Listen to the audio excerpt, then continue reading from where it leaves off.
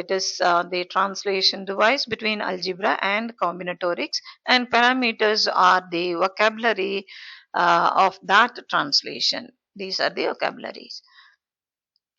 Right. So suppose I consider a non-abelian group, and the elements of them are the vertices for this graph, and the edges formed if and only if u and v commute. That is uv equals vu. So every algebraic object gets encoded as a vertex and edge.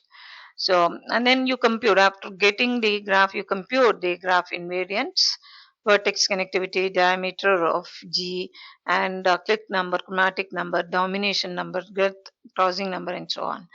So, what the graph says in combinatorial language. So, these are the combinatorial properties: connectedness, diameter, cliques, coloring, domination, length of the shortest cycle, number of edges, and so on.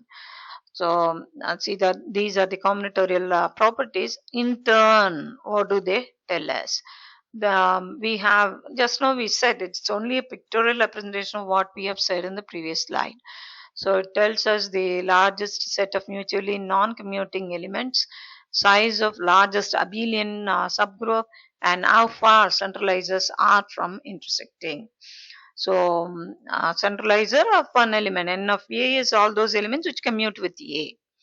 Algebraic, here also we are going to have n of A, that in the graph context, that denotes the neighborhood of A.